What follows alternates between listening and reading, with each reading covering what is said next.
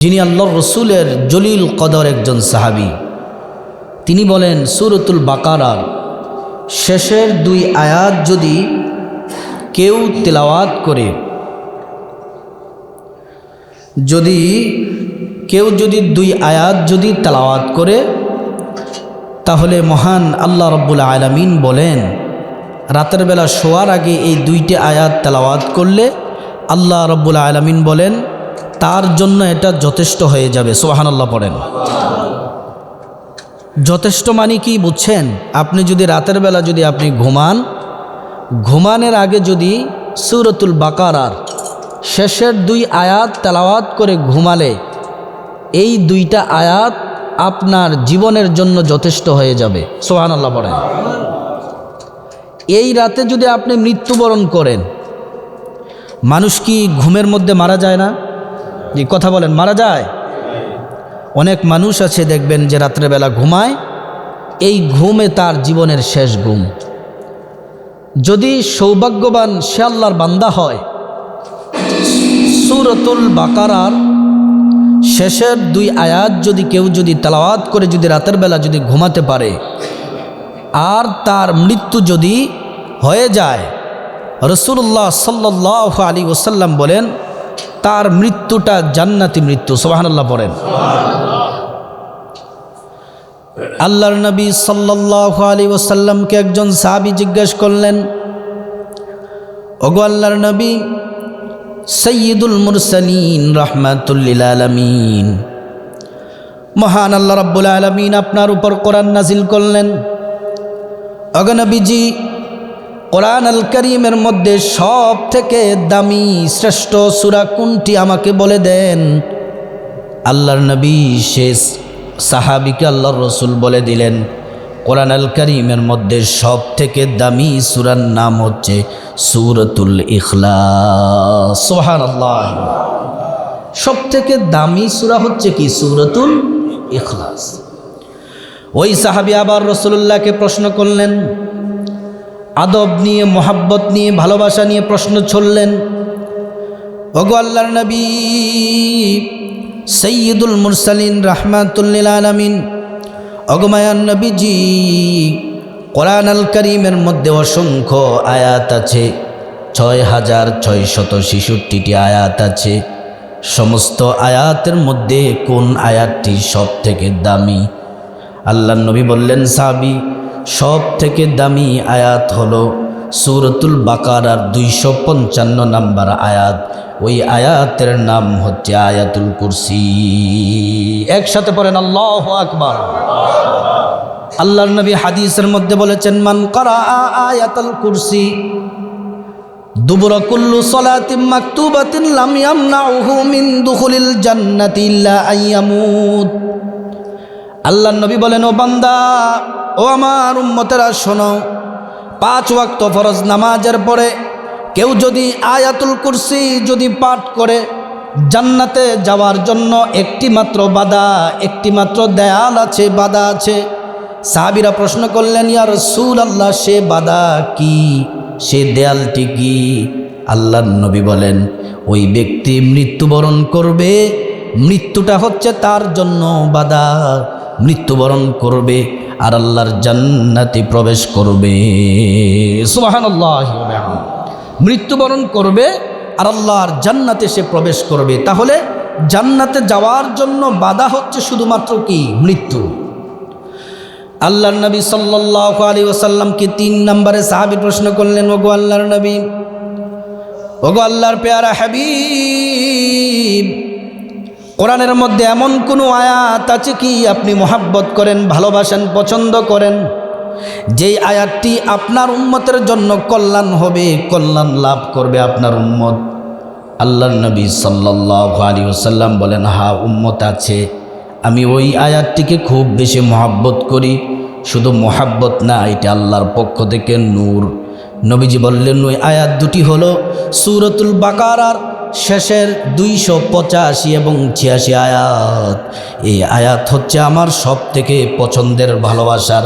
আমার উম্মত যদি এই আয়াতগুলা পড়ে তাহলে তারা কল্যাণ লাভ করবে।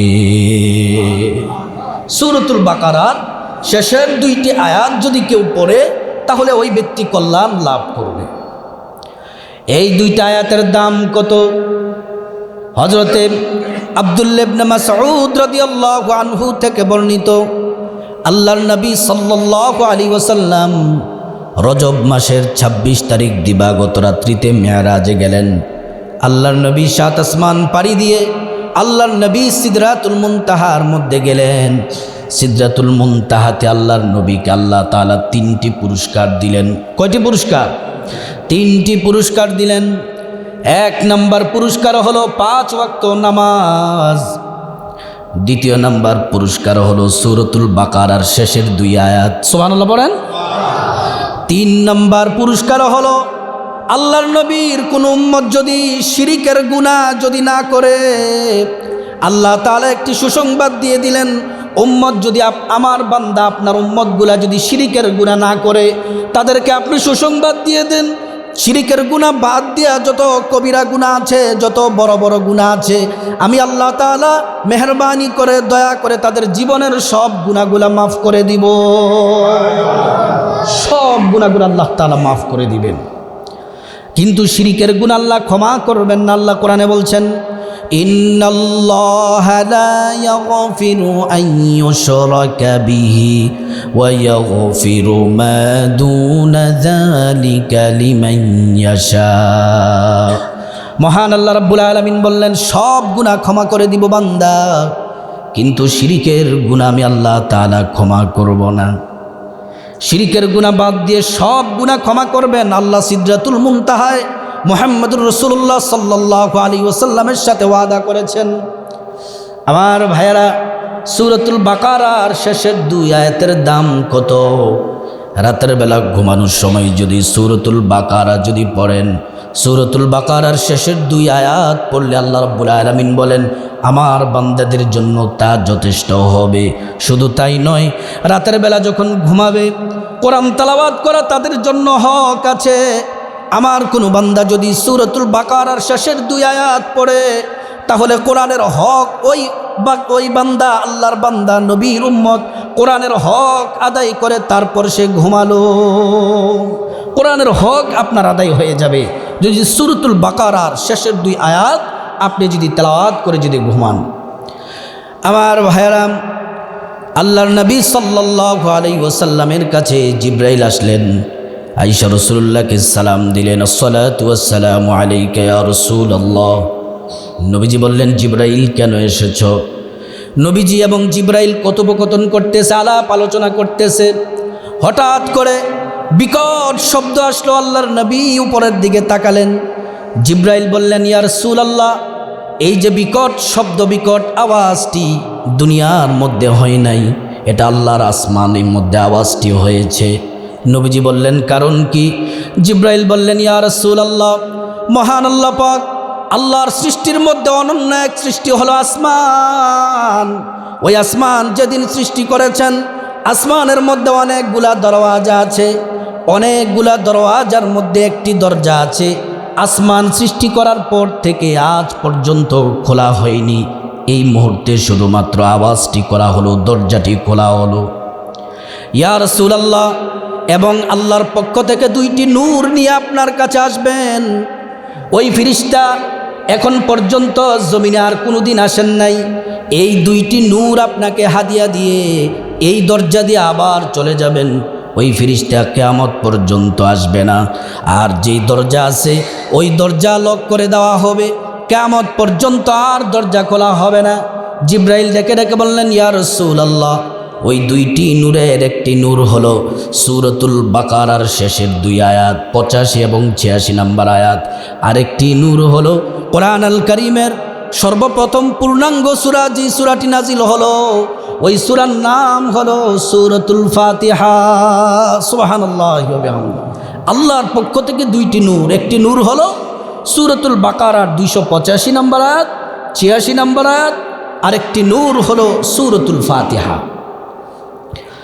আমার মুসলমান ভাইয়েরা, মহান আল্লাহ রাব্বুল আলামিন কোরআন আল কারীমে সূরাতুল বাকারাতে আল্লাহ তাআলা বললেন, লিল্লাহি মা ফিস সামাওয়াতি ওয়া মা ফিল আরদ আল্লাহ রাব্বুল আলামিন বললেন, বান্দা শোনো, আসমান এবং জমিনে যা কিছু আছে আওয়াজ করে বলেন সব কিছু কার? কি বলেন না কেন, সব কিছু কার? আল্লাহ তাআলা বললেন, আসমানে এবং জমিনে যা কিছু আছে সব কিছু হচ্ছে আমি আল্লাহর। তারপর আল্লাহ তাআলা চমৎকার করে একটা আয়াত বলেন, ওয়া ইন তুবদু মা ফি আনফুসিকুম আও তুখফুহু ইউহাসিবকুম বিহিল্লাহ। আল্লাহ রাব্বুল আলামিন বললেন, ওয়া ইন তুবদু মা ফি আনফুসিকুম, তোমাদের কলবে, তোমাদের হৃদয়ের মধ্যে যা কিছু আছে, তোমাদের মনে মনে যা কিছু আছে, মনের মধ্যে যা কিছু আছে, ওয়া ইন তুবদু, যা তোমরা প্রকাশ করো, আও তুখফু, এবং যা তোমরা গোপন করো, ইউহাসিবুকুম বিহিল্লাহ, সব কিছুর হিসাব যিনি নেবেন তিনি হচ্ছেন আল্লাহ। আমাদের মনের মধ্যে কি আছে, আমার মনের মধ্যে কি আছে আপনি জানেন না। আপনার মনের ভিতরে কি আছে, এটা কি ভালো নাকি কারো ক্ষতি করবেন, দুশ্মনী করবেন, মানুষের কোনো ক্ষতি করবেন? আপনার অন্তরের মধ্যে কি আছে দুনিয়ার কোনো মানুষ জানে না, একমাত্র জানেন হচ্ছে আমার আল্লাহ। এই আয়াতটি যখন নাজিল হলো, আল্লাহ তাআলা হিসাব নেবেন। সাহাবাই কেরাম আবু বকর সিদ্দিক রাদিয়াল্লাহু আনহু হু হু করে কান্না করে দিলেন।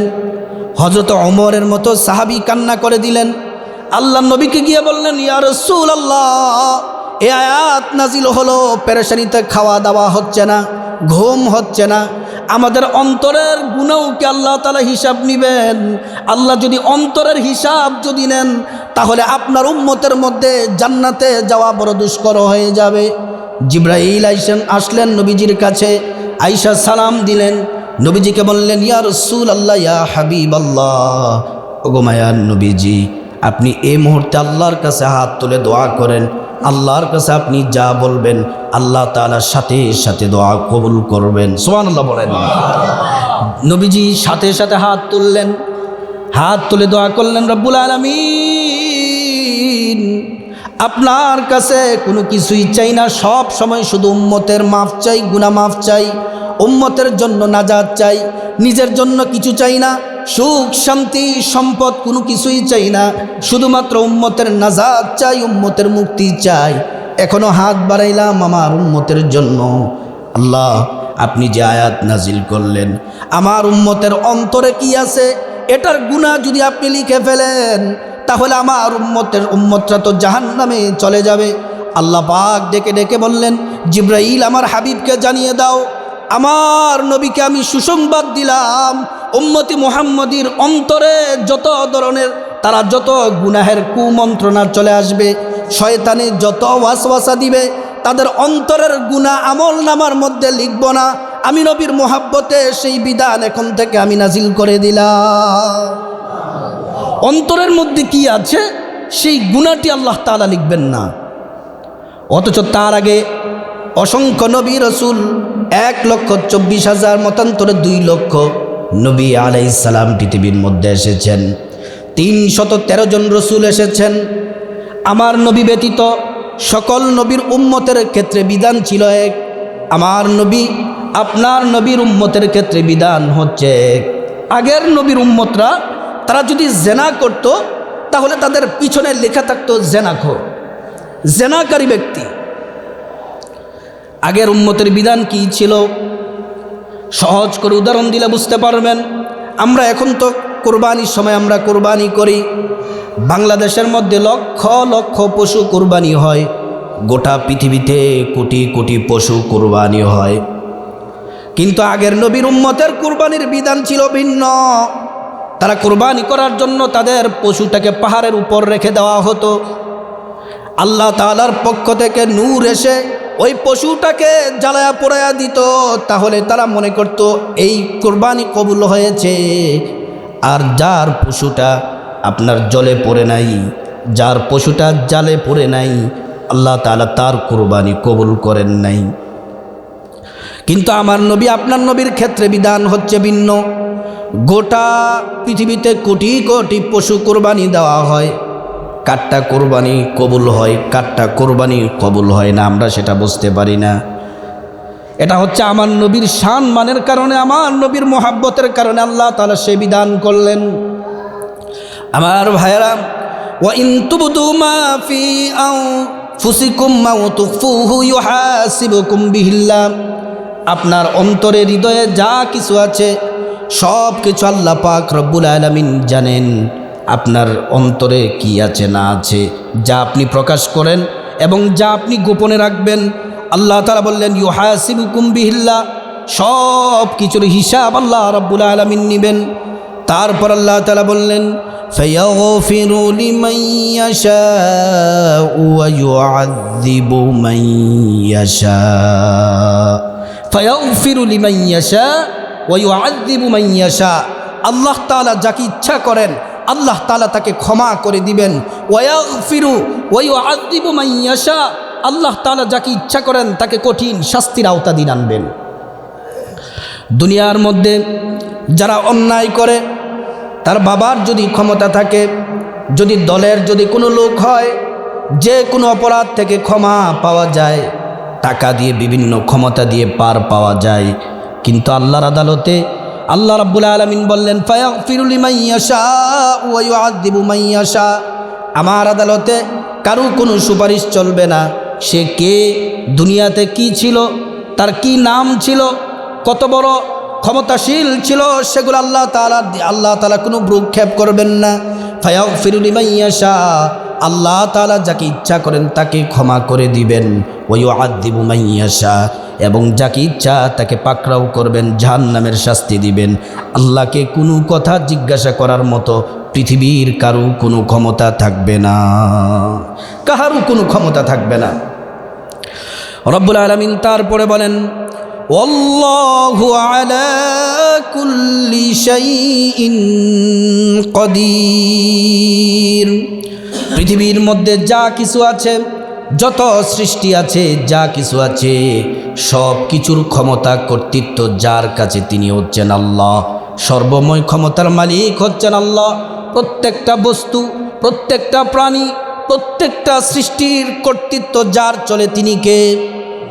আল্লাহ তাআলার ক্ষমতা কর্তৃত্ব সব কিছু আল্লাহ তাআলার চলে। আমার ভাইরা, তারপর আল্লাহ রাব্বুল আলামিন বললেন আমানার রাসূলু বিমা উনজিলা ইলাইহি মির রাব্বিহি ওয়াল মুমিনুন। রব্বুল আলামিন বললেন আমানার রাসূল, রাসূল মুহাম্মদ সাল্লাল্লাহু আলাইহি ওয়াসাল্লাম ঈমান এনেছেন। বিমা উনজিলা ইলাইহি মির রাব্বিহি, আল্লাহর পক্ষ থেকে যা নাজিল হয়েছে, মুহাম্মদুর রাসূলুল্লাহ সাল্লাল্লাহু আলাইহি ওয়াসাল্লাম ঈমান এনেছেন। ওয়াল মুমিনুন, এবং যারা মুমিন, যারা বিশ্বাসী, আমার নবীর উম্মত যারা, তারাও ঈমান এনেছেন। আমরা শুধুমাত্র আল্লাহ তাআলার উপর এই যে কোরআন নাজিল হলো, শুধুমাত্র কোরআনের উপরেই আমরা শুধুমাত্র বিশ্বাস রাখি না। কোরআনের আগে তো 4খানা বড় বড় কিতাব ছিল, ওই কিতাবের উপর আসমানি সাহিফা এবং আসমানি কিতাবের উপর প্রতিটি মুমিনের বিশ্বাস রাখা আল্লাহ ফরজ করে দিয়েছেন। প্রতিটি মুমিন প্রত্যেকটা বিষয়ের উপরে ঈমান আনা কি ফরজ। আল্লাহ রাব্বুল আলামিন বললেন কুল্লুন আমানা বিল্লাহি ওয়া মালাইকাতিহি ওয়া কুতুবিহি ওয়া রুসুলিহি, সব বিষয়ের প্রতি আমরা ঈমান আনলাম। কুল্লুন আমানা বিল্লাহ, আল্লাহ রাব্বুল আলামিনের প্রতি ঈমান আনলাম, যে আল্লাহ আমাদেরকে সৃষ্টি করেছেন। আমাদের অস্তিত্ব ছিল না, অস্তিত্বের মধ্যে নিয়ে এসেছেন। এক সময় মায়ের গর্ভের মধ্যে ছিলাম, মায়ের রেহেমের মধ্যে ছিলাম, কথা বলতে পারতাম না, চিৎকার দিতে পারতাম না। ওই জগৎ ছিল একটি জগৎ। মায়ের রেহেম থেকে, এই যে মায়ের রেহেম থেকে, পেট থেকে প্রসবের মাধ্যমে পৃথিবীতে আসলাম, এই দুনিয়ার মধ্যে আসলাম। ছোট্ট থাকতে নিজে কোনো কিছুই করতে পারতাম না, কথা বলতে পারতাম না, খাওয়া দাওয়া করতে পারতাম না। রব্বুল আলামিন ধীরে ধীরে সব ব্যবস্থা করলেন। হাঁটা শিখলাম, চলা শিখলাম, কথাবার্তা বলা শিখলাম। এখন আপনি টাকার মালিক, এখন আপনি বাড়ি গাড়ির মালিক, এখন আপনার এক ধমকে পুরা এলাকা নয়, পুরা দেশ পর্যন্ত ঠান্ডা হয়ে যায়। এখন আপনার সব আছে, সব থাকার পরে যেই মূল উদ্দেশ্য নিয়ে পৃথিবীর মধ্যে আল্লাহর ইবাদত থেকে আমরা সবাই দূরে চলে যাচ্ছি। আল্লাহ রাব্বুল আলামিন বললেন, না রে বান্দা, তুমি যেই অবস্থায় যেই পরিস্থিতিতে থাকো, আমি আল্লাহকে তুমি ভুলে যেও না। আমি আল্লাহ রাব্বুল আলামিনের কাছে আবার প্রত্যাবর্তন করতে হবে, যেতে হবে। আমি আল্লাহর স্মরণ করে ভয় করে করে প্রতিটি কদম দিও। তোমার ক্ষমতা আছে বলেই মানুষকে কষ্ট দিও না। তোমার জবান আছে বলেই মানুষদেরকে গাল মন্দ করো না। তোমার সব কিছু আছে, এজন্য তোমার যা মন চায় তা করা যাবে না। আল্লাহ রাব্বুল আলামিন বললেন, তোমরা আল্লাহর প্রতি ঈমান এনেছ, ওয়া মালাইকাতিহি, সমস্ত ফেরেশতাগণের প্রতি আমরা ঈমান আনলাম, ওয়া কুতুবিহি, আসমানি সকল কিতাব সহিফার প্রতি ঈমান আনলাম। আমার ভাইরা, এখানে একটু কথা আছে। আমাদের যে কোরআন আল্লাহ রাব্বুল আলামিন দিলেন, এই কোরআনের আগে তো বড় বড় 3টি কিতাব ছিল। তাওরাত ছিল, জাবুর ছিল, ইনজিল ছিল। এক একজন নবী পাঠাতেন, তার আগের নবীর সাহিফা আল্লাহ তাআলা রহিত করে দিতেন। এক একজন রসুল এসেছেন, তার আগের কিতাব আল্লাহ তাআলা রহিত করে দিয়েছেন, আইন বিধান রহিত করে দিয়েছেন। সর্বশেষ কোরআন আল কারীম আল্লাহ রাব্বুল আলামিন আমার নবীর উপরে দিলেন।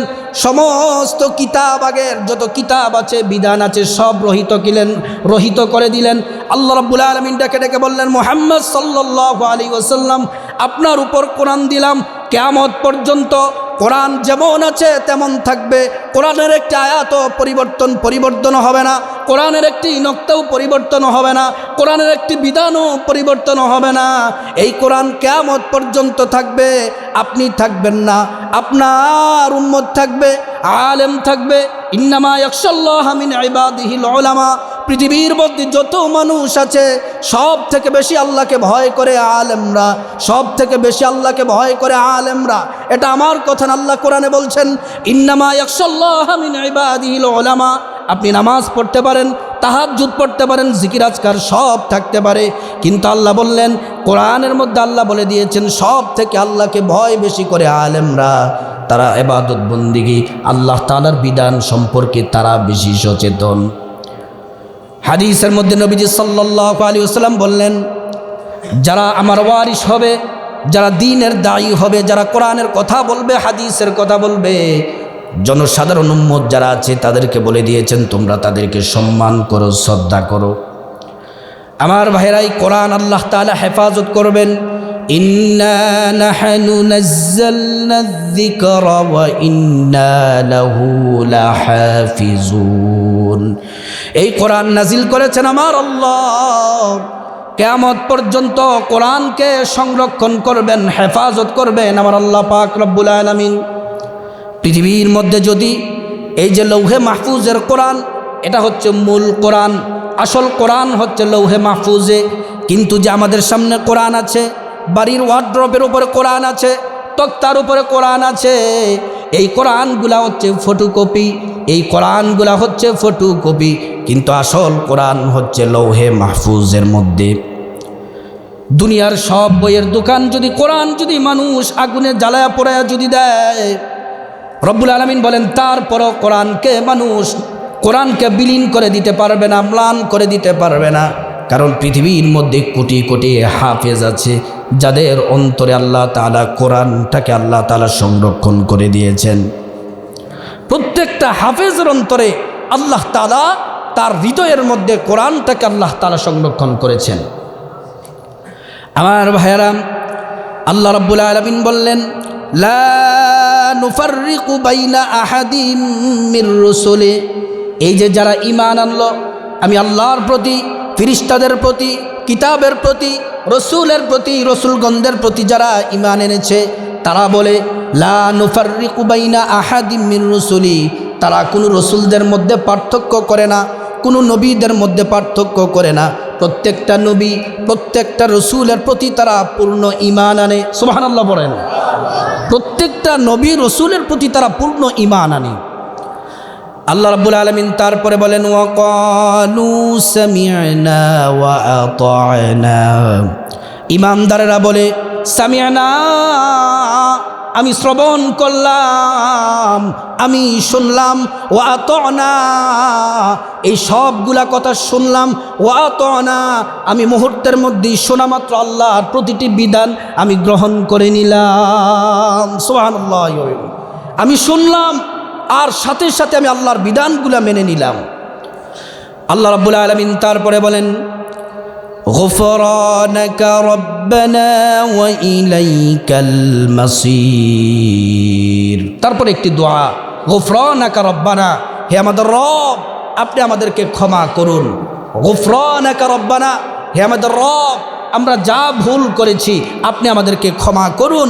ওয়া ইলাইকাল মাসির, আপনি যদি আমাদেরকে ক্ষমা না করেন আপনার দিকেই তো আমাদেরকে প্রত্যাবর্তন করতে হবে। আমরা কবরে যেতে হবে, মৃত্যুর স্বাদ গ্রহণ করতে হবে, হাসরে উঠতে হবে, মিজানের পাল্লায় আমাদের নেক গুনাহ মাপা হবে, আল্লাহ তাআলার সামনে আমাদেরকে যেতেই হবে। সে যেই হোক, প্রতিটি নারী পুরুষ যুবক যুবতী সকলকেই আল্লাহর সামনে দাঁড়াতে হবে। আল্লাহ রাব্বুল আলামিন তারপরে বলেন, লা ইউকাল্লিফুল্লাহু নাফসান ইল্লা ওয়াসআহা। লা ইউকাল্লিফুল্লাহু নাফসান, আল্লাহ তাআলা কাউকে তিনি চাপিয়ে দেন না, বাধ্য করেন না। আল্লাহ তাআলা বললেন ইল্লা ওয়াসআহা, তার সাধ্যের বাইরে, তার ক্ষমতার বাইরে, বান্দার ক্ষমতার বাইরে আল্লাহ তাআলা কোনো কিছু কাউকে চাপিয়ে দেন না। 5 ওয়াক্ত নামাজ আল্লাহ দিলেন, এই 5 ওয়াক্ত নামাজ আল্লাহ তাআলা আমাদেরকে চাপিয়ে দেন নাই। এই 5 ওয়াক্ত নামাজ প্রকৃত মুমিন যারা, খাঁটি মুমিন যারা, তাদের জন্য কষ্টের নয়। আপনি যেমন করে খাবার খাবেন, খাবার শেষ করার পরে আপনি যখন আপনার উচ্ছিষ্ট হাতটা ধোয়ার জন্য যেমন করে তাড়াহুড়ো করেন, একজন মুমিন, একজন মুসলমান যেমন করে সে কোন সময় হাত ধৌত করবে এমন করে পাগল হয়ে যায়, একজন মুমিন মুত্তাকি তার যদি 1 ওয়াক্ত নামাজ যদি ছুটে যায়, তার যদি 1 ওয়াক্ত নামাজ যদি ছুটে যায়, তার খাওয়া, তার ঘুম, তার কোনো কিছুই তার ভালো লাগে না। কিন্তু আমার ভাইরা, আল্লাহ রাব্বুল আলামিন কোরআনে বলেন, আল্লাযীনা আমানু ওয়া তাতমাইন্নু কুলুবুহুম বিযিকরিল্লাহ। আল্লাহ রাব্বুল আলামিন বললেন, বাম স্তনের 2 আঙ্গুল নিচে হচ্ছে আমাদের কলব। এই কলবটা হচ্ছে স্বচ্ছ সাদা, একদম দবদবে সাদা। আমরা যখন গুনাহ করি, একটি গুনাহ করলে কলবের মধ্যে দাগ পড়ে যায়, 2টি গুনাহ করলে দাগ পড়ে যায়। এমন করে করে অন্তরটা যখন কলুষিত হয়ে যায়, কালো হয়ে যায়, তখন আর নামাজ ভালো লাগে না, রোজা ভালো লাগে না, আল্লাহর ইবাদত বন্দেগী ভালো লাগে না। রব্বুল আলামিন বললেন, জামা কাপড় যদি আমাদের ময়লা হয়, সাবান, মেডিসিন, পাউডার দিয়ে আমাদের জামা কাপড় পরিষ্কার করি, কিন্তু অন্তর, হৃদয়টাকে পরিষ্কার করার জন্য আল্লাহ বলেন, আল্লাযীনা আমানু ওয়া তাতমাইন্নু কুলুবুহুম বিযিকরিল্লাহ। অন্তর পরিষ্কার করার জন্য, কলব পরিষ্কার করার জন্য আমি আল্লাহ তোমাদেরকে একটি মেডিসিন বাতিয়ে দিলাম, সেটি হলো আমি আল্লাহ পাকের জিকির। জিকির করবা তো বান্দা, তোমাদের গুনাহগুলা অন্তর থেকে ধুয়ে মুছে পরিষ্কার হয়ে যাবে। সুবহানাল্লাহ। লা ইউকাল্লিফুল্লাহু নাফসান ইল্লা ওয়াসআহা। আল্লাহ তাআলা কোনো কিছু চাপিয়ে দেন না। নামাজ পড়তে এসেছেন সবাই, অনেকের মেয়ে আছে পর্দা করে না, অনেক হাজী সাহেব আছেন আপনার মেয়ে বোরকা পরে বের হয় না, আপনার ছেলের বউ বোরকা পরে বের হয় না, পর্দা করে না। পর্দা কি নফল না ফরজ? কথা বলেন, পর্দা কি নফল না ফরজ? 5 ওয়াক্ত নামাজ যেমন ফরজ, জুমার 2 রাকাত নামাজ যেমন ফরজ, এ আল্লাহর বিধান পর্দা করাও তেমন ফরজ। আপনার মেয়েটাকে আপনি এমনভাবে তাকে, তার জীবনটাকে আপনি পরিচালনা করেছেন, কলেজ ইউনিভার্সিটিতে পড়ে কিন্তু বেপর্দা অবস্থায় ঘর থেকে বের হয়। পর্দার কথা বললে নাক ছিটকায়, এটা আবার কেমন বিধান? বোরকা পড়তে হবে। এখন আধুনিকতার যুগ, বোরকা পরা যাবে না। এই যে আল্লাহর বিধানটাকে যে সে যে আপনার অ্যাঙ্কার করলো, আল্লাহর বিধানটার প্রতি যে সে নাক ছিটকালো, সে সাথে সাথে কি ইমানদার না বেঈমান? কি কথা বলেন না কেন? তাহলে আপনি নামাজ পড়লেন 5 ওয়াক্ত, হ্যাঁ, কিন্তু আপনি পর্দার বিধান মানলেন না। এটাও তো ফরজ, এটাও তো ফরজ। আপনি কোন জায়গা দিয়ে আপনি বাঁচবেন? আপনি নামাজ পড়লেন, তাসবিহ তাহলিল পড়লেন, তাহাজ্জুদ পড়লেন, কিন্তু আপনি ঘর ঠিক করলেন না, তাহলে তো হলো না। আপনার স্ত্রী কি 5 ওয়াক্ত নামাজ পড়ে? আপনার সন্তান কি 5 ওয়াক্ত নামাজ পড়ে? আপনার মেয়ে কি 5 ওয়াক্ত নামাজ পড়ে? এর জন্য কি মারধর করেছেন? খাবার দাবার কি বন্ধ করে দিয়েছেন? আপনি আপনার মেয়েটা ছেলেটা একদিন টিউশনি বন্ধ করলে কলেজ ইউনিভার্সিটি বন্ধ করলে তাকে মারেন, রাগারাগি করেন। এই রাগারাগি তো একদিন আপনার সন্তানের নামাজের জন্য করলেন না, পর্দার জন্য করলেন না। আপনি কি করে আল্লাহর কাছে আপনি বাঁচবেন? এই জন্য আল্লাহ তাআলা বলছেন, ইয়া আইয়ুহাল্লাযীনা আমানু কু আনফুসাকুম ওয়া আহলিকুম নারা। আল্লাহ তাআলা প্রথমে বলছেন নিজে বাঁচো, তারপর তোমার পরিবার, তোমার আহালদেরকে বাঁচাও। প্রিয় ভাইয়েরা আমার, আজকের মূল আলোচনা, অনেক সময় হয়ে গেছে, আজকের মূল আলোচনা এখান থেকে একটাই শিক্ষা। সূরা বাকারার শেষের 2 আয়াত নিয়ে আলোচনা করেছিলাম। এটা হচ্ছে আল্লাহ তাআলার পক্ষ থেকে 2টা নূর। রাতের বেলা ঘুমানোর আগে এই 2টি আয়াত পড়ে তারপর ঘুমাবেন। আমানার রাসূলু বিমা উনজিলা ইলাইহি মির রাব্বিহি ওয়াল মুমিনুন থেকে শেষ পর্যন্ত 2টি আয়াত। এই 2টি আয়াত পরে যদি প্রতি রাতে ঘুমান, তারপরে এটা আপনার জন্য যথেষ্ট। এশার নামাজ না পড়ে ঘুমানোর সময় 2 আয়াত পড়েন, তাইলে হয়ে যাবে নাকি? না, এশার নামাজ পড়েন না, ঘুমানোর সময় যদি 2 আয়াত পড়ে ঘুমান তাইলে যথেষ্ট হয়ে যাবে নাকি? বিষয়টা কেমন? না, 5 ওয়াক্ত নামাজ পড়তে হবে, পাশাপাশি আমলও করতে হবে। আল্লাহ তাআলা আমাদের সবাইকে দ্বীনের সঠিক বুঝ দান করুন।